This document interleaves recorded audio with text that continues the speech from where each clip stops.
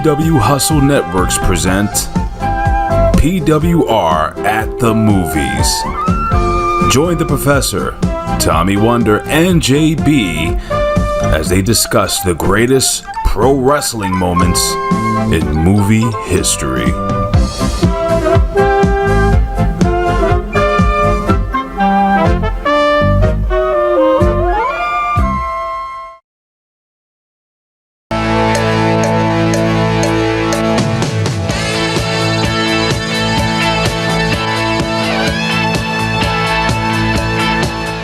What is going on there, Reflection Knights? What is going on there to the Vetoites, the dispensary Hami Knights, and the probationary solitary confinement PWCites?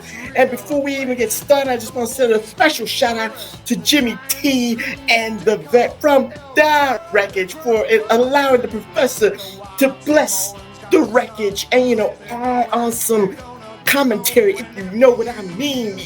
Sometimes when people watch AEW, they need some objectivity. They don't need this to hear all the negativity. I'm not saying that Vet and Jimmy T are giving negative vibes. No. But you know what? Sometimes when you watch trash on TV, sometimes you just need a little bit of relief. Maybe comedy relief, maybe a positive vibe relief, but some type of relief. But that's where the professor came in. But neither here nor there. But I just want to send a shout out to the Wreckage for allowing the professor to be on the show and just offer some of my most objective commentary on all elite wrestling, Dynamite and Collision. So check that out on the Hami Media Group YouTube page. But with that being said, again, if you're going to hear this broadcast, Reflection Nights, I don't know if it's going to be, a week from now, 2 weeks from now, because again, technically, this is the final show of September for the PWR on the Hami Media Group at podbean.com. We're gonna go on you could say a school break. We're gonna go on a little fall break, a little hiatus, if you will, because the executive producer extraordinaire, Big Ray Hernandez, is gonna be on vacation. He's gonna be at the swingers orgy with his wife, and then my partner in crime, he's going to be at a swingers orgy with his girlfriend. So again, it just coincides with each other. Lots of orgies, lots of oil, lots of lube. Have fun. Do what y'all do. Just make sure you keep the butthole tight, Big Ray. Keep the butthole tight, TW. Because again, that is the most purest form there is. But anyway, neither here nor there. You didn't look at me like that. It is. I'm just telling you. Keep your butthole tight. Just doing it. Just giving you some advice, man. Jesus Christ, Reflection Nights. Every time I'm trying to give TW advice, he gives me the face. I don't know. He gave me the face like I don't know why you're interested in our buttholes being tight, dude. I'm not interested in it. I'm just giving you friendly advice. That's all it is for your vacation. Don't make the same mistakes you made. I appreciate it. I get it. It's not about making the same mistakes. It's called, You're saying when you shit, it falls out like a trapdoor. I get it. That had you kept it tight, you would shit normal like everyone else. I shit logs, you shit squirt juices. But anyway, neither here nor there. But you shit large? Logs, yes I do. Like from your hole being blown out? Not large Marge, I shit logs. L-O-G-S, and you shit squirt juices. Logs. Yes. But anyway. That's the weirdest pronunciation of logs I've ever heard. We're going to hell right now, Reflection Nights. Pastor Travis Volz, please bless us. Give us some blessings. But anyway, welcome to the PWR podcast here at the Hami Media Group at podbean.com. And welcome to, I know the 12 of you that rise strong, you don't like this genre that we do. But you know what? I like it. TW kind of likes it.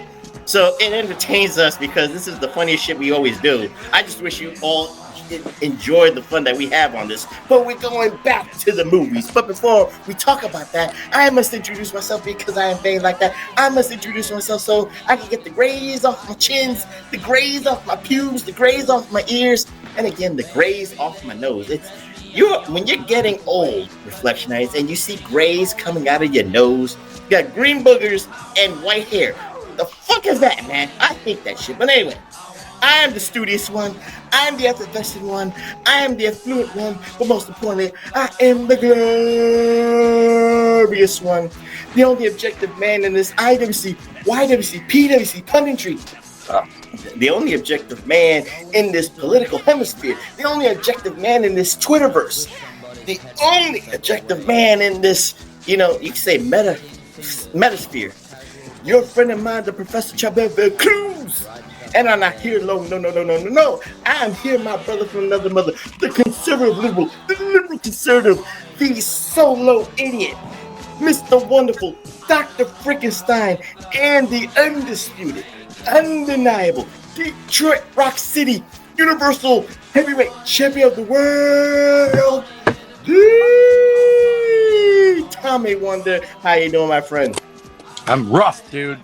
I didn't want to cancel on you. You just said it all. We're doing no show for a couple of weeks. I think we probably get one squeezed in at the end of September, but I'm not really certain.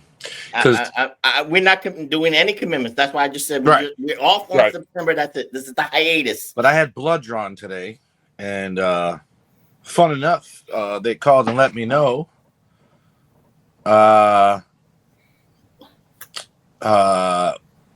I have a doctor appointment tomorrow, and thankfully they text you to let you know that because I thought it was Thursday at 3. It's tomorrow at 1:45. So I'm gonna have to run through work and then go straight there in my work van and close and get told to cough and all that jazz. But it's like you said, when you reach that certain age, everything you forget things. It is what it is. You got to write things down now. The thing, I gotta go because at the end of the day, I booked this shit in July.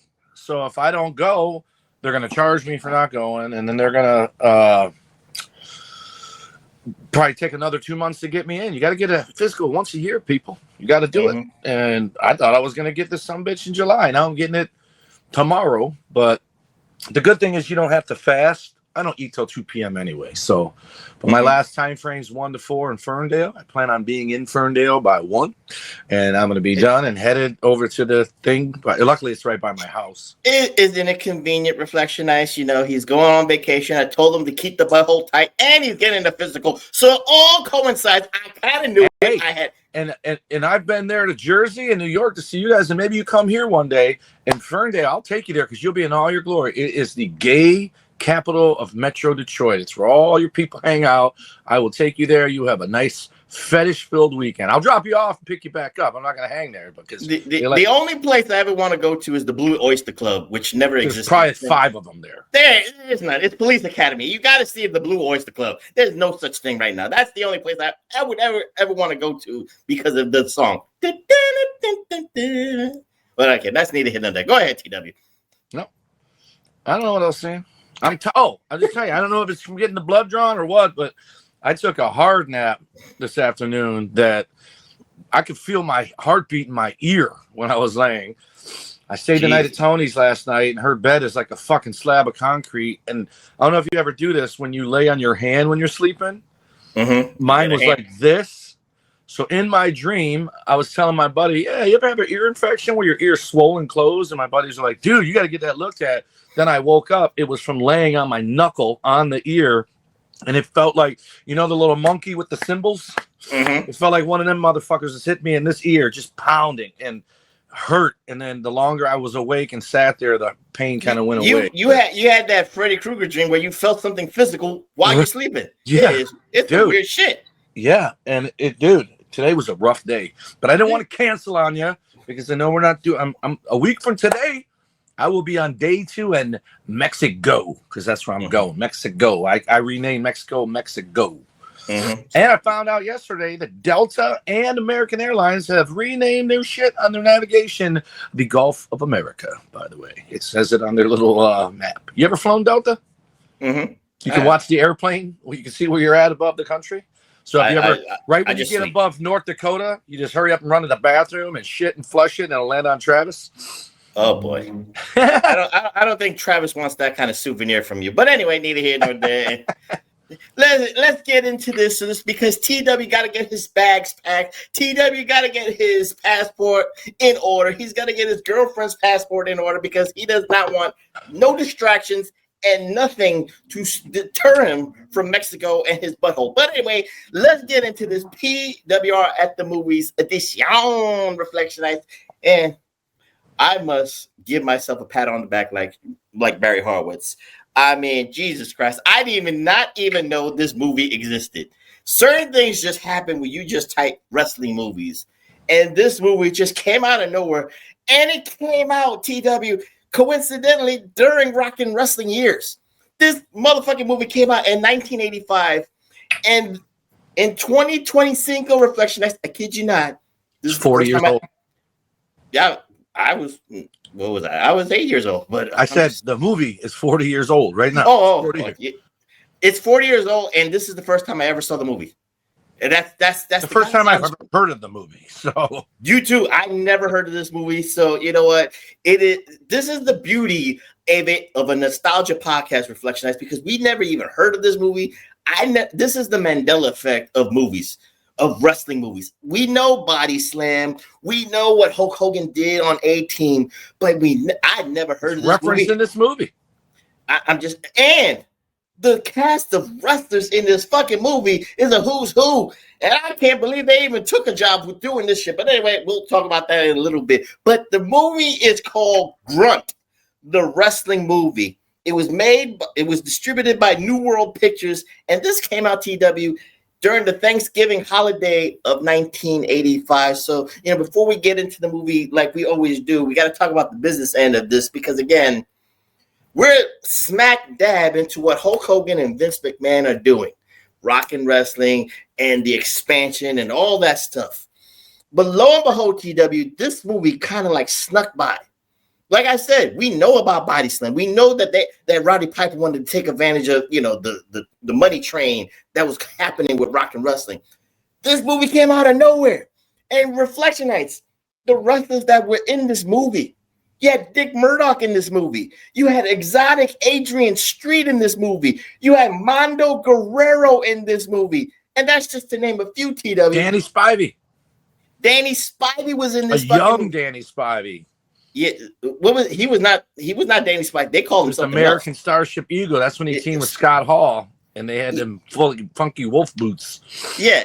So all that stuff, TW, like it was amazing that the wrestlers agreed to do this movie. But again, we cannot, deter the fact that this was trying to take advantage of rock and wrestling. What Vince McMahon and WWF was doing at the time. I'm just amazed that these wrestlers did this movie. What say you, TW? Again, I know how you'll talk about like certain things that happened in this movie, but I'm talking about the business end of this in 1985. These wrestlers, do you think they did this movie? Well, of course they did this movie for the money. They got paid for it. So right. No one's doing anything for free unless it's for charity. But I get that part. But they're getting paid for this shit. But what do you think? Do you think that they thought that this movie was going to be the launching pad for for Starship Eagle, like you said, Danny Spivey? After this movie, probably Vince McMahon called him because he saw a 6'10" young blonde dude. He became the U.S. Express with Rotunda. Right. So maybe some of these people, and I don't want to put Danny Spivey's words in my mouth. That sounds homo-ish. But anyway. But there's other things that Danny Spivey's you want to put in your mouth. Hell no. But anyway, I'm just saying that maybe like Danny Spivey's like, I do this movie. Maybe Vince McMahon sees this or one of his minions see it. I get a call, and that's my ticket to get to WWF, which it did because, like you said, the U.S. Express. So what's the HEW? The motivations of these wrestlers to do this movie? Because, again, Reflection Nights, if I want to give an analogy of this movie, Grunt the wrestling movie made Body Slam look like The Godfather. That's what I'll say. But anyway, TW, the floor is yours on the business end of this. So let me just tell you my favorite thing of the whole movie. Actually, it's my second favorite thing of the whole movie. I'll save my favorite for later. Mm-hmm. I love that Dick Murdoch acted like a raving lunatic. Like he wasn't Dick Murdoch, even though he was Dick Murdoch. So I think if you look at the roster of the people that are there, they're either people that never made it to WWE or a long way from having been there. And it's in 85, I guess the NWA is kind of making money with the Great American Bashes and the Starcades. If the Great American Bash was around yet, I don't know, but Starcades. It was. But it still wasn't making WWF money. And so these guys doing this is back when wrestlers, like, this is right when the territories are dying, dude. So these guys made a living wrestling. They didn't sell cars on the weekend. Guys like Lawler did that because he never left Memphis. You know what I mean? So he kind of had to have a day job, but he got paid enough doing the wrestling there that I don't even think he sold cars. He owned it. But these guys are, you know, they're coming in for 2-3 shots, you know, 2-3 month shots at a time, getting paid to live. That's what they did for a living. They didn't stay in one place so they couldn't have a job. So someone comes up and says, hey, they're making a wrestling movie. You hear Hollywood and wrestling movie. Do I think they got there and were thoroughly disappointed? 1,000%. But they also got paid. And the one thing I would say is I don't know how you feel about this, so I'm going to ask you. At first, as a wrestling fan, I was almost embarrassed when it said not Hulk Hogan, because people thought that was his name, but The Rock was the name for Scorpion King. And I always thought that was silly. But then the funniest thing happened when they changed it to The Rock, Dwayne Johnson, and eventually just Dwayne Johnson. I feel like he lost some of it. You know, I know he's still the biggest actor in Hollywood, highest paid, whatever. But I think when you just hear Dwayne Johnson, it makes him feel normal. So when you got a guy like Adrian Street, Dick Murdoch, John Tolos, they can use their real names. For one, that's free advertising. And it's better than free advertising. They're getting paid to be their wrestling gimmick. And it's in a Hollywood movie that no one saw but you and me. But if it blows up, everyone, it's not like every other movie we've watched with wrestlers in it, they were, except for the Tonga Kid. The Tonga Kid was still the Tonga Kid in Body Slam, right? But everyone else has a different name, including Hogan. He's Thunderlips in Rocky. He's not Terry Bollea. He's not the Hulk. He's not Sterling Golden. He's Thunderlips, and he never wrestled as Thunderlips as far as I know. So this movie for these guys, A, they're getting paid, B, they're getting exposure, and C, they get to use their not shoot names, but their gimmick names. Like, I was stunned when it said Starship on his tights. I thought that's hilarious, but I thought they were going to call him something else. And then when they said American Starship Eagle, I'm like, wow, that's awesome. You know what I mean? Like, yeah. The one thing I will say, and I don't think anyone's gonna watch this movie but us. Before I cut you off with the Hulk Hogan reference, it was like, I remember A-Team. It was Hulk Hogan, and special guest star Hulk Hogan. By the time it got to No Holds Barred and Mr. Nanny and Suburban Commando, it was Terry Hulk Hogan. The Hulk Hogan. Yep. Yeah. So, and I think you lose something in that. It's just a catch-22. Like, it's almost a stigmatism because people are like, that's that wrestler. But at the same time, that's who fucking everyone knows you as. So if someone looks up, like, everyone, like, my mom was still alive, she would know The Rock. I don't know that she would know the name Dwayne Johnson, no matter how much he puts that on the marquee now. I mean, maybe he's a rare case, but, you know, it's just, you know, Dolph Ziggler in the Marine 8. It doesn't say Nick Nemeth. Well, some of his movies say Nick Nemeth, that terrible-ass movie we watched. No, that's that Dolph Ziggler, too. Him and Kane. It was a WWE studio movie, so he got to keep the Dolph Ziggler name. Yeah, so, but you want that because you want people, first of all, you want people to hear that, like, if you're Vince and it's your studio, you want them to hear Dolph Ziggler's in the movie, not Nick Nemeth. But these guys, to answer your question, why they would do this, first of all, if someone came up to me today and asked me if I want to be in a fucking movie, the answer is yes. Unless it's gay porn, then I'll give them your number. But if they ask me to be in a movie, I'm going to do it, you know? I ended up being in a movie without even knowing I was being in a movie because I just went and hung out while they filmed. But for certain, I would have done this, especially 85. I would have been 12. I wouldn't have been good. But yeah, I love that Dick Murdoch had fun with it. And dude, I was so wrong about so many people.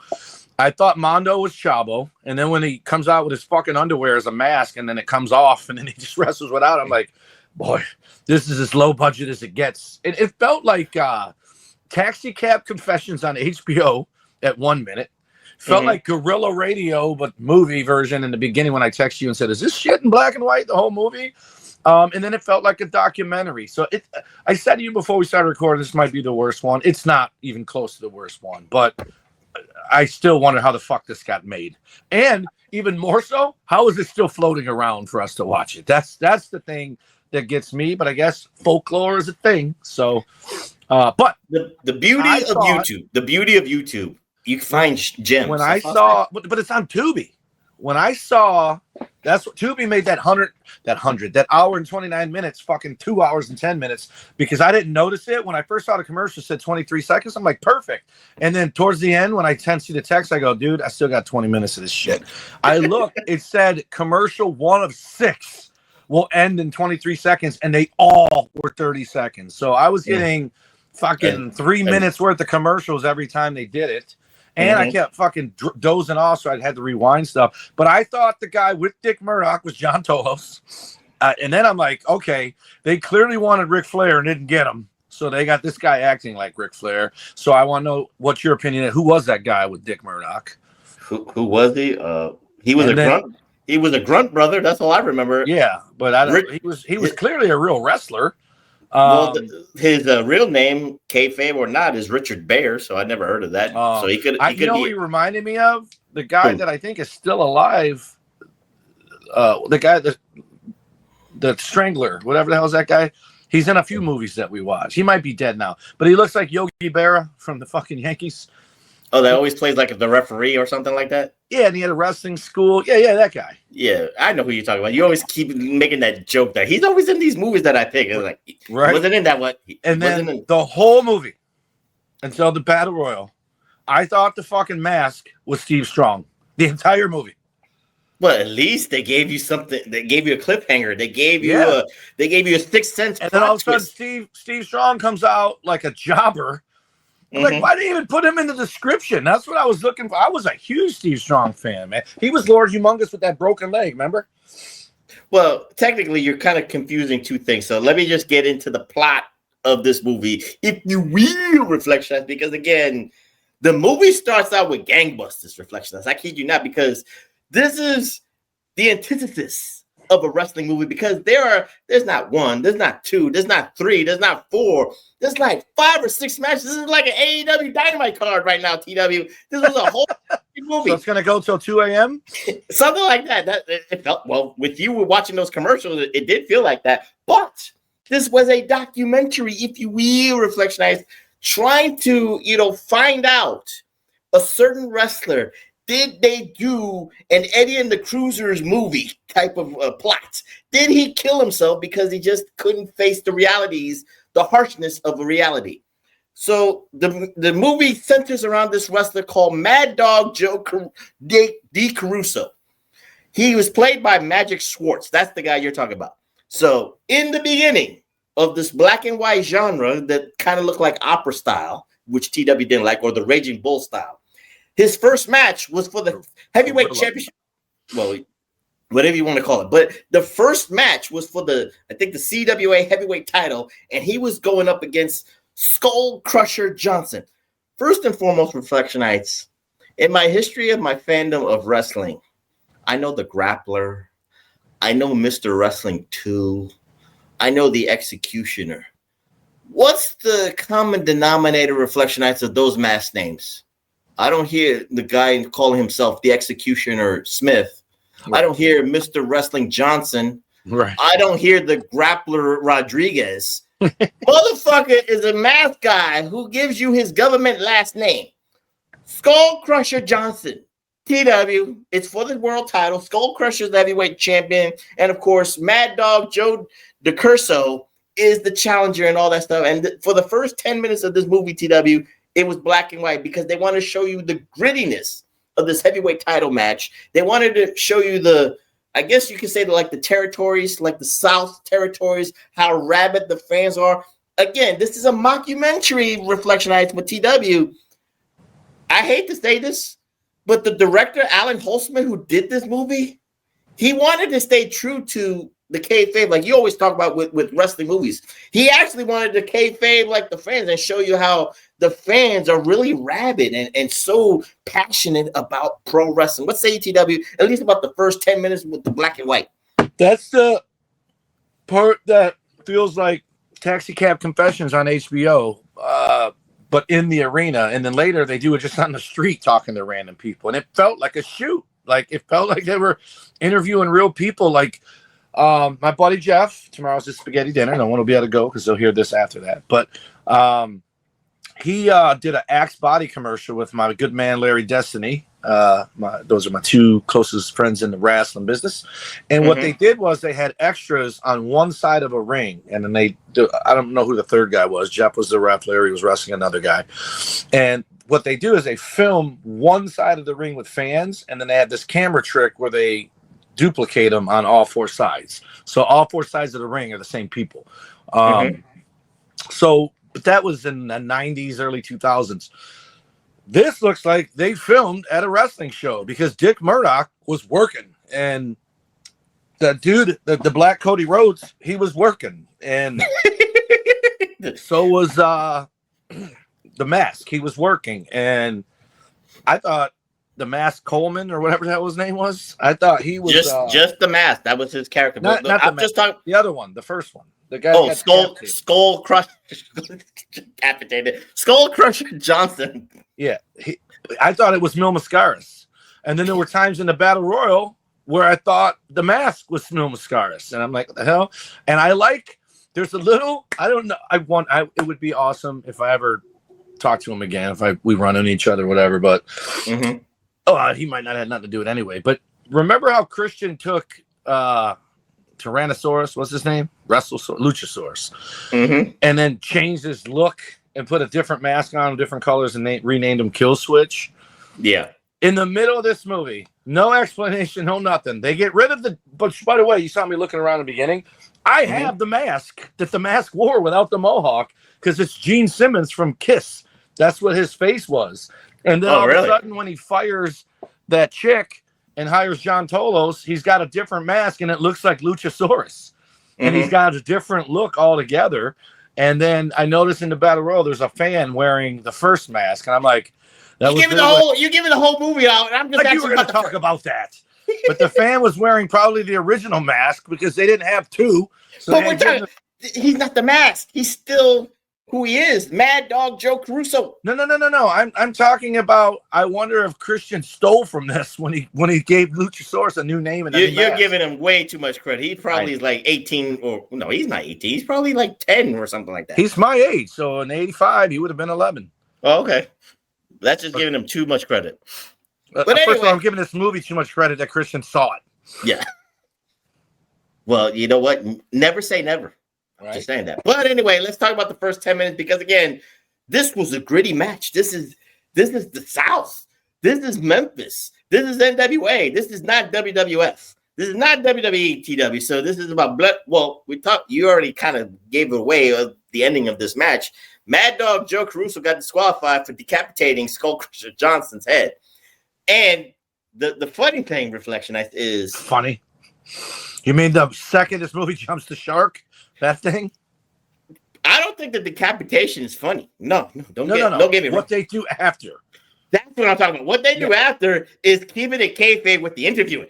That was the shit I was laughing. I was like, wait a minute. Even Skull Crusher's manager's like, you cannot, in no circumstances, think that a decapitation makes him not the heavyweight champion of the world. He's come back from other stuff worse than this. Yeah. That just popped me, Reflection. He literally said that. So, TW, what's the about the first 10 minutes? I know you hated it in black and white. Once it got colorized, you was like, oh, yes. It was so guerrilla warfare camera footage that I missed the decapitation. So when they're talking to the guy bum rushing the promoter, and he goes, we haven't made a decision yet. And it said, if you get your hair, I thought he said, if you lose your hair. And he said, lose your head. I'm like, what the fuck? Then I rewound it and saw the Ultimate Warrior fucking running the ropes. And then he just stops and then punches him and decapitates him. But the funniest part of it all, and it's all downhill from here, is they're like, well, we're scared of setting a precedent. So they didn't want to say that you can win the title by decapitating someone because they don't want someone else to decapitate another person. And then it's not Mad Dog's fault. He just did a move. Right. It's legal. He can't continue. He loses a belt. It's a 10 count. He couldn't stand. But here's the thing. It did a fucking SpongeBob SquarePants, and it went 6 years later, right? Well, and the guy goes at the press conference, hey, he hasn't defended his title in 6 years, so we're vacating it. And it's like, come on, the fucking rule's 30 days, and this guy said 6 years. But then they went on to tell you what happened to Mad Dog. Well, they had to give Skull Crusher all the ample time in the world to try to recover from a decapitation. That's what it was. Again, reflections. I kid This you is not. the same year as Beetlejuice, right? 85. He probably thought the head would grow back like Beetlejuice. No, Beetlejuice came out in 88. Oh, I didn't know that. Jeez. I didn't see it till this year. So You mean Beetlejuice? Oh, Beetlejuice. Yeah, that came out this year. I still haven't seen that. I saw Beetlejuice 1 this year or late last year. Your girlfriend made you see it. Yes. This year's flown by so fast that I can't recall if I fucking said and did shit in the fall or in the spring. I don't know, man. It's crazy. This might be the fastest year ever.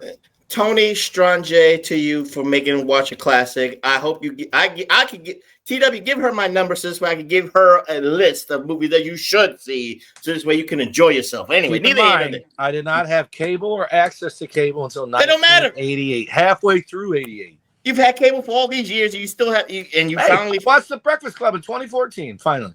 Oh, I'm just saying. But anyway, it was 29 years old when I saw it. Can we get back to the movie? I know you want to keep talking about this movie. But anyway, after decapitation, for Mad Dog Joe DeCourso, it's I don't know why they said DeCourso, but I guess it was trying to be a tongue twister joke during the whole movie because even the director couldn't even pronounce his name right. I'm not going to pronounce his name right, Reflection. So, I might just say DeCourso. But anyway, neither here nor there.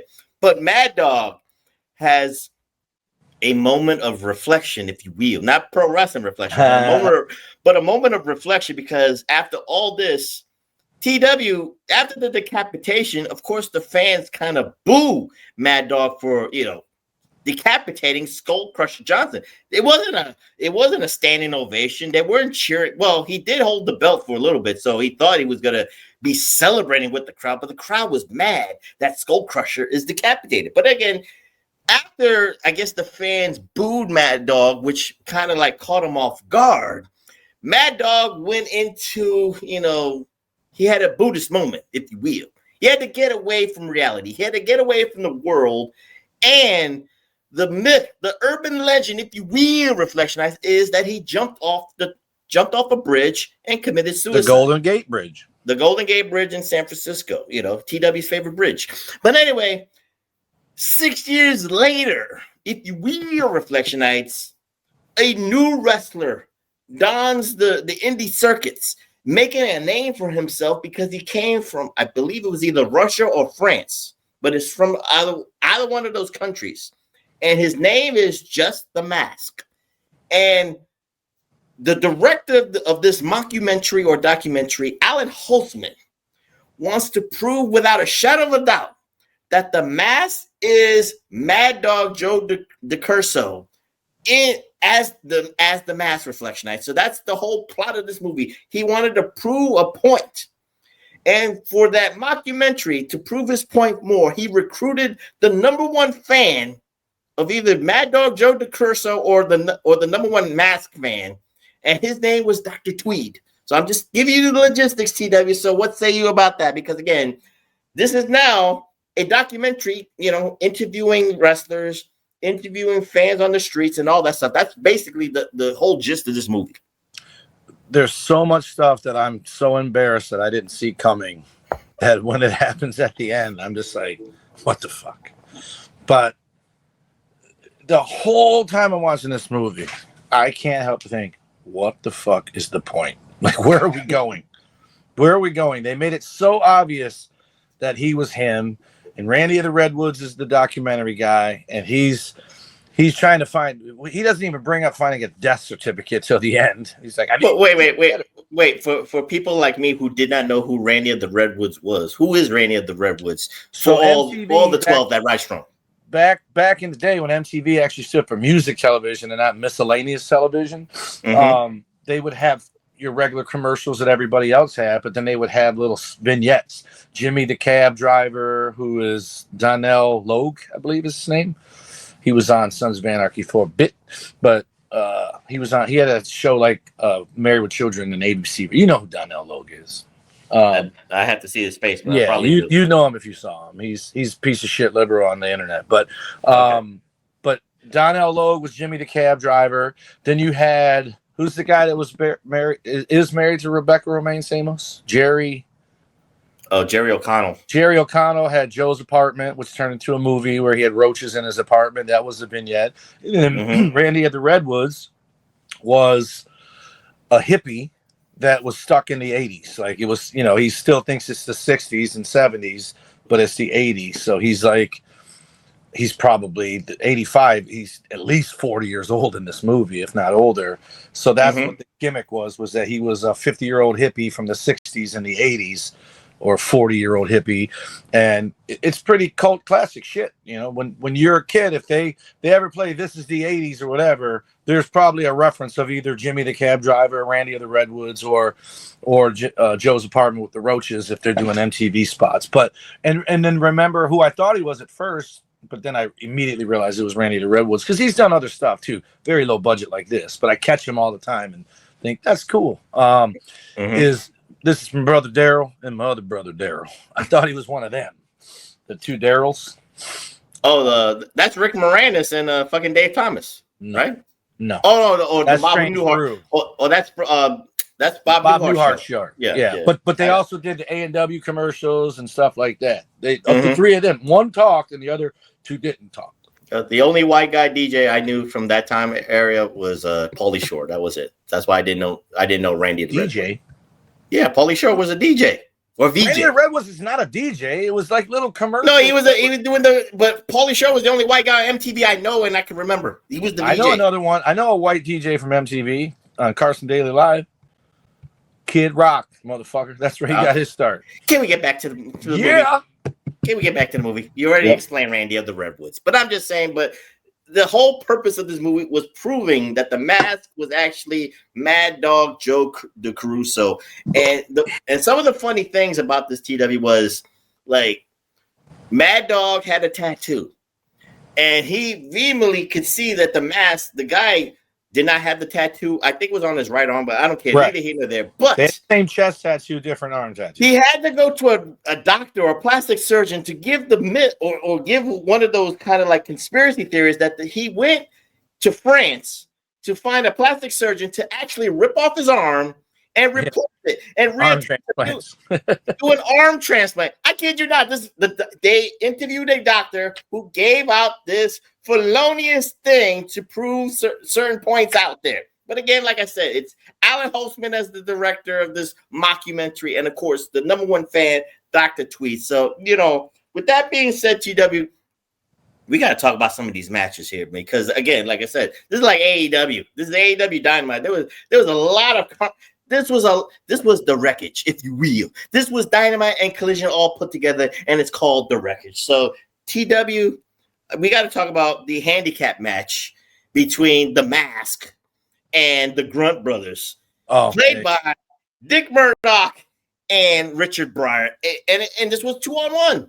Again, the Mask is already making a name for himself. And of course, even the interview, even before getting to the match in Hackensack, New Jersey. And another thing about this movie, Reflection Nights, is when it was black and white, certain things you could tell is like the same arena, the same kind of arena setting. But then they had to say, well, one match took place in Hackensack, New Jersey. One match took place. Great name, by the way. I pop for Hackensack, New Jersey every time I hear it. It's a real state. I'm just saying, it's a real city and state. But anyway. One place is Biloxi, Mississippi. One place is, San Francisco, Camp Floyd. So, they wanted to keep it kayfabe that this was touring all over the world. So, before anything, TW, what say you about the handicap match between the Grunt brothers and the Mask? It's good, but the next handicap match is way better. This one. I know you're gonna talk about the midgets, but this is why I love TW, because he thinks about some things 10 minutes ahead, 10 steps ahead. Oh, because I told you I had a favorite part and a second favorite part, and that's my favorite. But there's no continuity in this, and so they were they tag champs? Yeah, because the other tag team championship match was a flashback match to 77, but he wrestled them. I believe they were tag champs. I can't remember how the match ended, but he basically just fucking mollywopped them like it was Ryback versus two J-Brones. And the match was literally Goldberg. He was doing his Goldberg world tour before Goldberg. But yeah, and but like I said, Dick Murdoch was working, and also honorable mention for great moments in this movie is no other match do they do this in, but in this match, he takes an inverted atomic drop, and they make the sound like his balls got crunched up inside of the thing, and then ring a bell, and then Dick Murdoch has the greatest face selling it in the corner, like his balls just exploded, and I thought that's gold right there. It's very much gold, and Dick Murdoch had a face for radio, but that's just the thing. Face and body. Dick Murdoch is the prototype wrestler. Maybe John Tolos in his prime, but Dick Murdoch, for me, he's the quintessential grandpa wrestler who's got them long ass white legs, but he's no got knee pads. But he's got a catalog. He's got the Grunt movie, and he was in the Wrestler, the Vern Gagne wrestler movie. But I'm saying Vern Gagne is another grandpa wrestler who's got tights, boots, and no knee pads with them long ass giraffe legs that make it look like your grandpa came out of the bedroom in his drawers. Yeah. It's a terrible look. Again, the winner of most of these matches is the Mask, because, like I said, it is a Goldberg World Tour, if you will, by the time we get to this Battle Royal. But there was a backstory, as TW talked about here, because whatchamacallit, while the director is trying to give you a backstory of the Mad Dog Joe DeCourso, Joe DeCourso actually was, I think you said, like, a tag team champion with the Black Cody Rhodes, a.k.a. Captain Carnage. Yep. And Captain Carnage and Mad Dog was a flawless tag team, if you will, Reflectionites. But something happened that Mad Dog blew a fuse, blew a gasket, and beat the shit out of everybody. TW, now we got storyline here. We got a reason. But Captain Carnage, why did he have to take the brunt of it? Why does the black guy always dies in a horror movie? So why does the black guy got to take all the hits? I got more questions about that Black Cody Rhodes at the end. Dude, the end is even more like you're saying now. He got pinned, though. He got pinned by that's what I thought were the Grunt brothers, were the two steroid guys that they were wrestling when he got showboaty. So this is the one critique I have of this movie. I don't believe a wrestler was behind it, because they clearly don't know. First of all, they use good guy and bad guy, not heels and faces. Most wrestling insiders would use heels and faces, right? He's a heel, and then when he comes back, they say he's a good guy in the Mask and Virtue and all this. Yet every fucking match, he's Hulk Hogan raking eyes and scraping the back and choking and kicking, and his valet was the meanest bitch around, but he's supposed to be the good guy. That's a funny thing, I don't mean to cut you off, but the Mask initially, this was like I don't want to call it a maturation of the character of the Mask, but you saw from the beginning, he had all the pomp and circumstances, like the kids loved him, women wanted to sleep with him, the men wanted to be him and shit like that. And then later on to the movie, like you said, he had the French ballet and then dropped her ass and then got John Tolos and then got more evil, more vindictive, more aggressive, more dirty, and all that stuff. I understand why they did it. Like, I'm going to break it down for you why they did it. Because because the whole idea of the Mask being Mad Dog was preposterous because of how evil Mad Dog was, and this guy's the complete opposite. He's a good guy with virtue, but then he slowly turns heel. So now it's adding fuel to the fire that it's him and his true colors are showing. They just didn't do it well. They didn't. Why this ballet? Well, it was. I think it had something. Booked him against the fucking midgets. No, it wasn't that. It was because of she booked him on a talk show, the conservative talk show host, Wally George, who made a cameo appearance. Because I remember that guy. Right, but he doesn't quit her until the midget match, because he kept just beating the fuck out of these midgets, and she said something to him, and he goes, "You're fired." Then he rolls out of the ring and leaves, hops in his fucking Rolls Royce, and throws his robe at her. And then you never see her again. Well, again, like I said, that she probably could only film for so long, but they sent her back. Ice got her. No, but like I said, it's the maturation of the Mad Dog character, because again, he came with all the pomp and circumstance. Like you said, he was a man of virtue and all that stuff. And again, maybe the temptations on the road, maybe all the fast money and all that stuff. He got evil, but it was supposed to be Mad Dog Joe DeCourso and all that stuff. But before we talk about the midget match, there's another match before that with what you would call it, the El Mask. Toro? Yeah, against El Toro, Mando Guerrero. Yep. But I want to talk about, again, another backstory, because, again, we talk about the first backstory. He was a tag team champion with Captain Carnage. But we also have to talk about the backstory that, Mad Dog, because he committed suicide, quote unquote, he left his woman.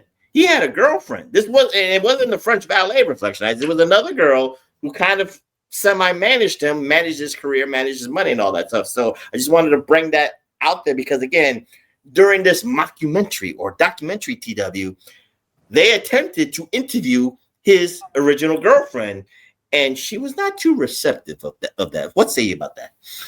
She gets the award for Best Actress and Worst Actress at the same time. Like, the reason I say that you give her an Oscar and a Razzie at the same time. Yes, because she's fucking trying to make Shine out of shit. Even all the way to the end where she's throwing the shit down the window at him on the steps. But the writing is so piss poor. Those two dudes are nice to her the whole time. They're never mean. They're never pushy. They're thank you. Can I have another? But she's mad at them. So whether she just poetic licensed the anger or, whatever, she made you empathize for her. Like, man, her man's been gone for 6 years, which again is another 6 years. And she was adamant. That's not Joe. Joe's gone. Blah, blah, blah. He's in China with Elvis or whatever. She made a bunch of comments like that. She was like, he's gone with some other bitch or some other slut, something like that. But she was adamant it was not. The mask was not him. Yeah. So with that being said, TW, we have to at least talk about the Matt, because, again, the maturation of what he was, pomp and circumstances, the man of virtue, he was starting to slowly turn heelish. And you saw it here with El Toro, a.k.a. Mando Guerrero. Again, Mando is athletic. We can't deny that, because Mando can flip. He could do the flying head scissors. If he wanted to, he could have done a frog splash, because the Guerreros were ahead of their times, and no one gives the Guerreros a lot of credit. So what say you about that match? Well, rewind a little bit. The guy that was teaming with Dick Murdoch was doing fucking walking the ropes and doing headlock takeovers and stuff like that. And he was 60. So obviously there's guys that did this shit. And it's probably the guys that went to Mexico or are from there or Japan. And they came back with all that shit. But at the end of the day, this is the match where I started noticing El Toro is a heel and Mask is the baby face. Yet the Mask is wrestling heel and El Toro's popping the crowd like a baby face. And this was WrestleMania 13 before WrestleMania 13. This was the Stone Cold Bret Hart switch. Or Rock and Austin or Rock and Hogan at Toronto. But the funny thing is but it's also they're showing the crowd is turning on him. But nonetheless, he's supposed to be this baby face, and there's never a point where he wrestles baby face.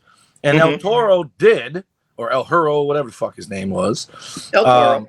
But the fact that he had underwear over his face and he looked like Mushmouth from the fucking Bad Albert show, and then he just all of a sudden doesn't. He's just wrestling without the mask. And I'm like, the dumbest thing I've ever seen in my life, and I know him personally, so I don't blame him because I'm sure it wasn't his idea, was when Al Snow debuted as Avatar and he wore the fucking mask to the ring and then took it off to wrestle and then put it back on to leave. I was like, what in the fuck is that? Because the whole deal is he's supposed to be this Japanese guy, pulls the mask off to show the whitest of white dudes, then puts it back on and leaves. And it did not last long. Do you even remember Avatar? Yeah, I remember. And then he became Leif Cassidy right after that. Certain things don't work. And he had a gimmick on the indies. He wrestled as Al Snow and also as Shinobi as a heel. And he looked like Shinobi from the video game.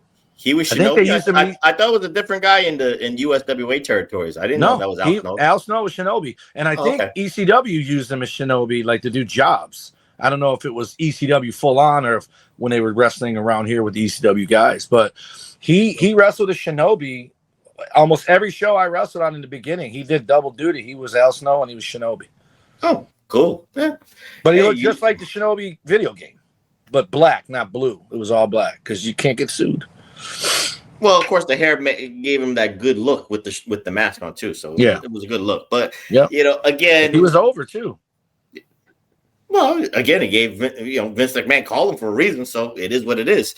So with that being said, TW again, he wins against El Toro, but again, the fans start to turn on him, and then the full on turn finally took place on a conservative talk show hosted by Wally George, and he played himself on this thing. And I don't remember Wally George per se, TW, but again, he was Bill O'Reilly, he was Sean Hannity before they got that platform on Fox News and all that stuff. So again, what say you about the talk show? Because again, he was trying to goat him. He was trying to goat the Mask. Are you Mad Dog Joe DeCourso? I don't, and all that stuff. He was trying to bait him, goat him, and of course, he was saying that that people, the fans of wrestlers.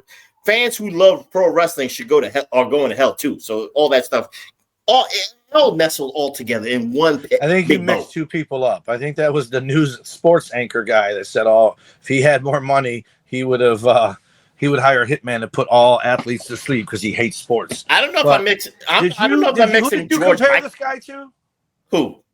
The Bill Donahue guy. Yeah, who'd you compare him to? No, I didn't compare him. I just said he was Bill Riley and Sean Hannity before they got the spotlight on Fox. But to me, he came off more as a Robert Downey, whatever the fuck his name, Robert Downey Jr. Oh, Morton Downey Jr. Morton Downey Jr. Robert Downey Jr. Morton Downey Jr. That sounded right. He reminded me of Morton Downey Jr. because Bill O'Reilly and who you call Sean Hannity. They would never even touch wrestling. These are your boys. You asking me the names. These are your boys. What are you talking about? Now they would probably do wrestling because it's such mainstream. But in 85, there's no way those guys are talking wrestling. It's be beneath them, right? So he got to keep kayfabe himself. He can't say he likes it. But my thing was he was good. He came across as Morton Downey or Bobby Heenan or Jesse Ventura. But most of his burns didn't land on the person he was doing it to because they didn't do anything to set him up. Like, you know what I mean? It was almost like he had these ribs that he was saying one way or the other, and they didn't volley back and forth. Like the guy playing the record, nothing he was doing matched what that guy was doing, right? Right. And so finally, when they bring Buddy out, the Mask. Then he gets pissed off enough that the best part is before him, the record player guy gets stopped by the police. The Mask gets up, starts whooping ass, and the cameraman is the one trying to stop him with the camera. He still got the camera, and he picked him up, put him to the table, and it didn't break. And while he did that, the guy with the cameraman also powered it on the table. And I'm like, what the fuck is happening here? And then the police showed up. Like, they just got back from taking the other guy to the car. The Mask caused the riot. He did all that. And then that just showed the de-evolution of, again, he was the man of virtue, and he's not. He's going into the temptation of the dark side and all that stuff. And now it's time for TW's favorite part of this movie. I knew it was going to be his favorite part of this movie because the next match before the Battle Royal was a match against 4 midgets. Not one, not 2, not 3, but 4 midgets. The French Valet booked this match, and again, for the pomp and circumstances of the Mask, he thinks he's a good guy, and now he's got to beat up these 4 midgets. TW, why is this your favorite part of this movie? For when they tried to do the fucking Voltron stack Decon and he just putting them on the rope and then does the fucking fling them back and he kicks out on all 4 of them, and that's when he yells at his valet, goes, "Fuck you, you're fired." Like, I thought it was because she booked him in this match, and then he talked in the car. The only time he talked in the whole movie, she couldn't pronounce behemoth. She said Behemoth or whatever, and he goes, "Behemoth," and then the guy goes, "You talked," and then he fucking clobbered him and knocked out Randy the Redwoods. So basically, you just love the Mask just flinging these midgets around. Loved it. It was hilarious, and it looked like the Von Erichs in midget form. So now we get to the crust of this movie. So we're abbreviating this as best as we can. So now we see a very popular wrestler of the mid '80s, and that's Exotic Adrian Street. And in this movie, TW, he has kind of like his own version of the Piper's Pit. And Exotic Adrian Street introduces the Mask with his new manager, John Tolos. And of course, now, in my humble opinion, you can agree with this. the Mask is embracing the heel part. He's like, fuck this. John Tolo. And he's got a new look. He's got a new look. I guess the mask is a little bit darker, whatever you will. But then, I like the back and forth actually between Exotic Adrian Street and the Mask because, again, Exotic Adrian Street ain't afraid of nobody. And he's got the psychological advantage over you because he's just like Goldust Reflection I said in the 90s. He uses his effeminate side of himself to make a hetero guy feel a little bit uncomfortable. But of course, the way Exotic didn't do it, he was not like flirting with him, TW, like I want to suck your dick and all that stuff. But he's like, I'm gonna beat the shit out of you. I might be effeminate, but I'm gonna kick your ass. What say you about the back and forth between Adrian Street and the Mask and John Tolos? Dude, when he kept hitting the microphone on John Tolos' lip, all I thought is that's what happens to fucking Professor every time he lets a dude slide in his DM, except it's not a microphone. He just slaps his lip with the fucking mushroom. But it was clearly trying to be Piper's Pit. It was funny, but then when the set gets taken down and all the wrestlers are getting dressed behind there, and then they all try to scurry, like you said, they try to keep kayfabe. They're trying to make it where the guys who hate each other aren't by each other, so they scurry. Then other wrestlers hold the wall back up. It's actually a bright spot in this otherwise dull-ass movie. It's funny, but again, it leads to nothing but more confusion. Because he's basically telling the Mask, I'm winning the belt, motherfucker. And then in the Battle Royal. Well, I can answer your question here because, again, you have to remember this movie is you have to look at it through the eyes of the mockumentary director. He's trying to find out the truth. And at this certain point of this movie, he's frustrated. He's like, I'm never going to get the truth. So you have to remember that part. So he's like, I don't even believe that this is Mad Dog. This was all worthless. I wasted my time, my energy, and my money for something that no one really cares about. But the only guy that's trying to keep him going is Dr. Tweed a little bit and all that stuff. So now we get to the main event here, Reflectionites, and it's the Battle Royal to crown a new heavyweight champion because, again, after 6 years, when you're decapitated, they gave you a 6-year recovery time, and he didn't. And Skull Crusher Johnson couldn't recover in time. So I think it was a 13-man battle royal. I don't remember all the players. TW. I remember 10. It was 10, then ended up becoming 12 because they're fucking idiots. And the only reason I know it became 12 is because the end of the movie explains something else. But I remember when he said we're gonna have 10 men, and I go, you can't have a tournament with 10 men. And he goes, Battle Royale. And then he said Eliminator. And I'm like, these guys don't know what the fuck they're talking about. And we're not to the battle. Are we in the Battle Royal yet? Yeah. Okay. The very first fucking thing in this Battle Royal is a stack of pancakes on top of one dude to pin him. Everyone else gets thrown over the top rope. But that fucking giant who did the carnival gimmick that they had earlier in the movie, because we didn't talk about the guy in the wheelchair. If you want to, go ahead. Ed Lewis. Is that the guy? Ed the Strangler Lewis. Is that the guy in all the movies you have me watch? What the fuck's that guy's name?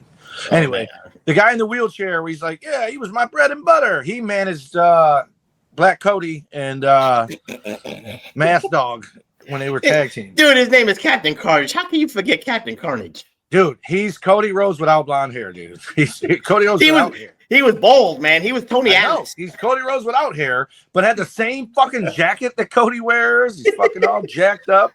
Jesus. We don't remember all the players, but the Mask was in it. Captain Carnage was in it. Danny Spivey was in it. Adrian Street was in it. That much. I think Dick Murdoch, I think the Grunt brothers made a cameo here, and maybe El Toro again. So in the Battle Royal? Yeah, in the Battle Royal. So, There was Steve Strong, Starship, the Mask, obviously, that giant from the carnivals, and then some dude that looked like, remember the fat twin brothers from Congo twins? Is that what the fuck they were called, from Puerto Rico? I think so. Well, they had like the Sergeant Craig Pittman fucking outfits or Mounties. They look like the Mounties. Pretty much. Anyway, there was a guy that looked like them. Oh, we missed the guy, the fake junkyard dog in the beginning, bitching that he didn't have a headdress when he was supposed to be a warrior. I can't remember all these names. It's just the I only remember the important players. But anyway, neither here nor there. But it was the Battle Royal, so whatever spots caught your eye, and of course, the plot twist at the end, it's all yours, TW. The plots, dude. So, and I am convinced I'm going to fucking torture myself and go back and watch this. At the very end, this is actually a good writing. Okay. This is the last we see of Black Cody. He fucking puts him in the ropes on purpose. Because I think the final three. I think the final three was Adrian Street, The Mask, and Captain Carnage or Black Cody. That's not a good part of it, because that part, Black Cody moves out of the way and he hits Adrian Street, and then Adrian Street's like, "Why'd you hit me?" And he's like, "I'm sorry," and then hits him on purpose. So the spot was the babyface ducks, and they should have been like, "Oh," and then the babyface should have powdered him out, and I thought he was going to win, right? They were put the black guy over, 85, progressive. Nope. They fucking have him just dump Adrian out of there. Then he fucking purposely puts Black Cody in the fucking neck vice that the fucking Mil Mascaras accidentally got caught in. Oh, and we can't forget that Black Cody was managed by Mad Dog's ex-girlfriend. So I just want to give you Lola. That was part, the plot twist, the plot thickens, if you will. Who, by the way, took an ass beating on Mask. Took bumps. So now he's doing the Ultimate Warrior run. So now you're certain it's him. And then the fucking garage door opens, and I swear to you, when they first showed fucking James Storm, when they first showed him, it was Magnum TA. It was Magnum TA sitting on that motorcycle. And all I thought was, I'll bet you he was supposed to be the guy and then had his accident. Dude, that's Magnum TA on that motorcycle. This is 85, man. This ain't 86. This is 85. He was good. He didn't get the accident. I know. I'm telling you, he was on the fucking motorcycle. I was like, that's fucking Magnum. Because if you watch, they never really show that guy up first. At first, I thought he was Dr. Diva David Schultz, right? Then when they show flashbacks and he's sitting there with his girlfriend in their apartment with the video that they watch, they didn't show him up close. I'm like, man, I don't know if that's Steve Strong. And I'm sitting there, and then finally he comes through with that motorcycle and takes 37 minutes to drive his bike down there, right? And then this dude's still running the ropes. And then instead of being the hero, he slides in the ring. So I'm sure he just dumped his bike and just takes one for the team like Seth did for John Cena at WrestleMania, where he takes it and then proceeds to get his ass beat with a chain, gets beat up by a manager. And I'm like, what the fuck kind of hero is this? He's getting beat up by everybody. And then that's when Lola jumped on Tolos's back and did all the other stuff. And he comes out. But the ending is so horrible. So horrible. How does he not, like, what a redemption. And you could have done this. You could have said that Black Cody was the masked fucking Strangler Lewis's fucking son, right? And he knew it because it was his tag team partner and all this. He could have eliminated the Mask. He's not in the match. Now Black Cody's the world champ, right? Instead, we never fucking see Cody again. They talk about fucking Buddy. He got his neck hurt, so he couldn't continue. Right, but he would have just not been able to. He had 6 years to defend it to heal. But the guy, when he unmasks him, it looks like the Luke Skywalker in Empire Strikes Back, where he cuts off Vader's head and it's Luke's head in the fucking helmet. Didn't it make you feel like it was another version of him? I'm like, oh, we're going Star Wars with this shit. Once Mad Dog came in the ring, we knew that the mask wasn't Mad Dog. That was the right. But then when he unmasked him, it still looked like Mad Dog. It wasn't like Mad Dog. They never said in the mockumentary, TW, to be fair here, they never said Mad Dog had a brother. That that could have made more sense. Like if he had an identity, or it was his dead spirit. It was fucking Faker He-Man. Jesus Christ. And then the end, the guy shows up at the fucking fur fucking seat store for fucking Torturo, who's there. At the end, now Dr. Tweed was almost pissed about it because his whole reason for being was proving that he was right all along. And now the director has a new sense of positivity to real reflection. I was like, I got the film. I got an ending now. I got everything I need. No, he doesn't have an ending. He needs to find an ending. And he goes, yeah, but he came back and he proved he wasn't him. He goes, yeah, but he was the 13th man and he got disqualified. So first they say it's a 10-man battle royal. Then they say he's the 13th man in and he's disqualified. And fucking the Russian guy who looked like Steve Kern, he never went over the top rope. He got kicked under the rope and then he ran. No, it wasn't. I think the rules was through the ropes. It didn't matter over the top. It was through the ropes or pin or just submission. out of the ring. Yeah, just out of the ring. Once you're out of the ring, you're eliminated. So that's the way. And then another honorable mention. Okay. When Steve Kern and Adrian Street are fucking fighting to the back, an old ass fan just runs up and fucking punches one of them in the back. I think it was Adrian Street. How the fuck is the Russian the good guy? That it's in 85. In 85, the Russian's the good guy. Well, remember, after Rocky IV, then people started feeling sympathetic towards Russia. Rocky did that. It made people like Russia?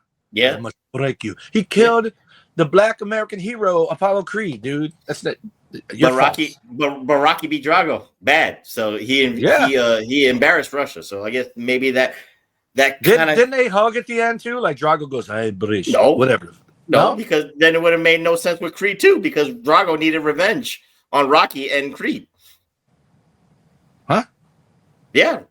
You didn't watch Creed 2. You got to watch that. Tony, I've never watched Creed 1. Well, Tony, you got a trilogy. You got Creed 1, 2, and 3. Tony, please do that for... There's 3 fucking Creed movies?